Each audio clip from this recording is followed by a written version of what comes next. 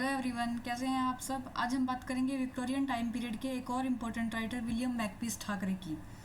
William मैकपीस Thackeray का birth हुआ था कैलकाटा इंडिया में। तो उस टाइम क्या था, जो कैलकाटा इंडिया था वो ब्रिटेन की कॉलोनी था। तो उनके father Richmond Thackeray had been an Indian civil servant. उनके जो ग्रैंडफादर थे वो भी इंडियन सिविल सर्वेंट थे। His mother was 19 at the date of his birth, was left a widow in 1816। इनका 1811 में बर्थ हुआ था। उसके बाद इनकी मदर की इनके फादर की डेथ हो गई थी, मदर इनकी विडो हो गई थी और मदर ने बाद में फिर से मैरिज कर ली थी major Henry Carmichael Smith in 1818 में। On his way to England, तो जब इनके फादर की डेथ के बाद इनकी मदर ने इनको इंग्लैंड भेज दिया था वापस। ये खुद नहीं गई थी, ये खुद दूसरी शादी करने के बाद काफ़ी टाइम बाद गई थी। तो जब वो इंडिया से इंग्लैंड जा रहे थे तो उस टाइम नेपोलियन को प्रिजनर बनाया हुआ था। तो वहाँ पे सेंट हेलेना एक जगह है, उस पर इन्होंने नेपोलियन को देखा था। His attendance at a school run by a doctor Runner gave him experience later used in Vanity Fair. Vanity Fair इनका बहुत ही इंपॉर्टेंट वर्क माना जाता है और इसका टाइटल है a novel without hero. At the age of 21 Thackeray rejected law and went to Paris France to study French, to draw and to attend plays. इनके जो रिलेटिव थे इंग्लैंड में थे, उन्होंने इनको फोर्स किया था कि तुम लॉ की पढ़ाई करो, लेकिन ठाकरे को लॉ में कोई इंटरेस्ट नहीं था, इसलिए इन्होंने लॉ की पढ़ाई को रिजेक्ट कर दिया। और बाद में इनको इनहेरिटेंस या जो भी ज़्यादा पैसे मिले थे इनके फादर से वो थे 20,000 पाउंड। लेकिन इन्होंने इधर उधर फ्रेंड्स को लोन देकर गैम्बलिंग बहुत करते थे और जो बैड इन्वेस्टमेंट था उसमें, ट्रैवल में, सब में इन्होंने पूरा पैसा लगा दिया था। Unfortunately he was unable to distinguish himself as an artist. He met Isabella, ये आयरिश थी, while in Paris and they married in 1836। They had 2 daughters, 3 daughters थी बट एक की इन्फेंसी में डेथ हो गई थी। उसके बाद इन्होंने काफ़ी मैगजीन्स में काम किया है, तो मैगजीन राइटिंग की बात करते हैं। In 1837 Thackeray came to London and become a regular contributor to Fraser magazine. सबसे पहले इन्होंने फ्रेजर मैगजीन में काम किया। Between 1837 to 1844 Thackeray wrote critical articles on art and literature for numerous paper and journals, but he contributed most of his fiction of this period to Fraser's magazine. In the memoir of C.J. Yellowplush, which appeared in a series from 1837 to 1838, पैरोडाइज्ड का मतलब होता है आप कोई भी, वो जो parody है वो कोई वर्क, लिटरेचर का कोई पीस है, उसकी वर्क की हो सकती है, कोई पर्सन की हो सकती है, या कोई पॉलिटिशियन की हो सकती है, मतलब एक मजाक के वे में उसको मॉक करना। The high flown language of fashionable novels in Catherine, ये भी इनका एक वर्क है जो 1839 से 40 में आया था। He parodied the popular criminal novel A Shabby Genteel Story 1840 and other short composition explored the world of rogues, मतलब dishonest people, and fools in a spirit of extreme and bitter disappointment. The Irish Sketchbook, ये इनका एक और work है जो 1843 में आया था। And Notes of a Journey from Cornhill to Kerry, इन्होंने कॉर्नहिल मैगजीन में भी काम किया है। Supposedly written by the confirmed Londoner Mr. M.A. Tarmash were in a lighter vein. 1842 to 51 he was on the staff of Punch magazine में भी इन्होंने काम किया है। और पंच मैगजीन में जब ये काम कर रहे थे तो उसी टाइम इन्होंने ये अपना जो वर्क है वैनिटी फेयर ये लिखा था। Vanity fair, the work which placed him in the first rank of novelist. He completed it when he was 37। In 1857, Thackeray stood unsuccessfully as a parliament candidate for Oxford. In 1859, he took on the editorship of the Cornhill magazine. He resigned the position in 1862.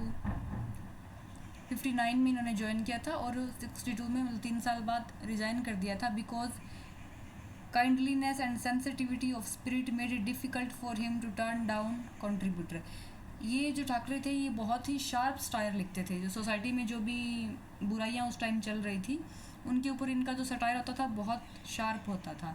लेकिन बाद में जब इनकी wife की death हो गई, इनकी एक डॉटर थी उसकी भी डेथ हो गई, तो ये कुछ थोड़े से सॉफ्ट हार्टेड हो गए थे, तो इसीलिए इन्होंने ये रिज़ाइन कर दिया कि अब मेरे से ये स्टायर वगैरह नहीं लिखे जाते हैं।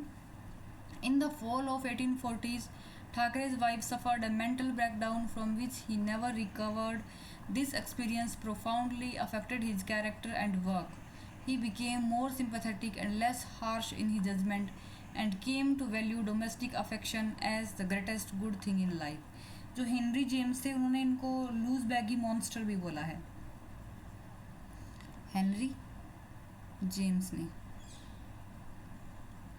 Between May 1839 to February 1814, Fraser's published the work sometimes considered Thackeray's first novel, Catherine, originally intended as a satire of the Newgate school of crime fiction, but ending up more as a rollicking picaresque tale in its own right. तो सबसे पहले इनका जो novel आया था वो आया था कैथरीन, जो फ्रेजर मैगजीन में काम कर रहे थे उस टाइम आया था.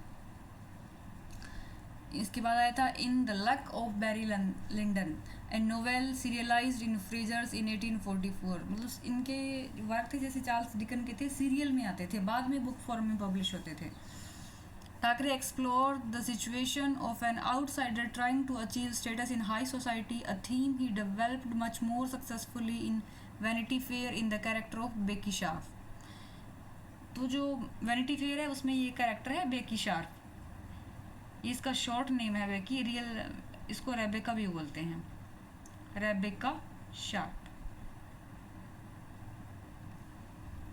The artist daughter who rises nearly to the height by manipulating the other characters. Novel The Luck of Barry Lyndon, which was adapted for a 1975 film by Stanley Kubrick. तो ये जो इनका वर्क है The Luck of Barry Lyndon, ये एक film के लिए भी अडेप्ट किया गया था. He is best known now for vanity Fair. इनका वैनिटी फेयर है, इसी के लिए इनको काफ़ी फेमस माना जाता है. मतलब विलियम मैकपीस ठाकरे मतलब vanity fair. His large novels from the period after Vanity Fair, once described unflatteringly by Henry James as example of loose baggy monster, have faded from views perhaps because they reflect a mellowing in author who became so successful with his satire on society that he seemed to lose his zest for attacking it. The later works include Pendennis, a type of buildings roman. तो ये Pendennis है, ये buildings roman होता है, मतलब जिसमें जो protagonist होता है उसका इन्फेंसी से अडल्टहुड तक का डेवलपमेंट दिखाया जाता है. Depicting the coming of age of Arthur, जो प्रोटैगनिस्ट है वो कौन है, आर्थर पेंडेनिस है. An alter ego of Thackeray's who also features as the narrator of 2 later novels, the Newcomes and the adventure of Philip. The Newcomes में क्या होता है, is not worthy for its critical portrayal of the marriage market. जो Newcomes है उसमें marriage market को दिखाया गया है. While Philip is noteworthy for its semi-autobiographical look back at Thackeray's early life, in which the author partially regains some of his early satirical jest. उसके बाद also notable among the later novels in the history of Henry Ashmond, ये भी इनका work है William मैकपीस Thackeray का, The History of Henry Ashmond, in which Thackeray attempted to write a novel in the style of 18th century. In fact, the 18th century had a great appeal for Thackeray. Besides Ashmond, Barry Lyndon and Catherine are set during that period, as is the sequel to Ashmond, The Virginian. ये भी इनका एक work है which takes place in America and includes George Washington as a character who nearly killed one of the protagonists in a duel. The Virginian इनका work था, इसमें America और Britain की स्टोरी को दिखाया गया और इसमें जॉर्ज वॉशिंगटन एक कैरेक्टर है जो ड्यूल में जो kills one of the protagonist in a dual.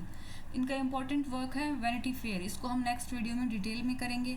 William मैकपीस Thackeray के वर्क्स और इनकी बायोग्राफी कंप्लीट हो गई है, इससे ज़्यादा और कुछ करने की ज़रूरत नहीं है. Thank you for watching. अगर आपको वीडियो अच्छा लगे तो please like and subscribe the channel.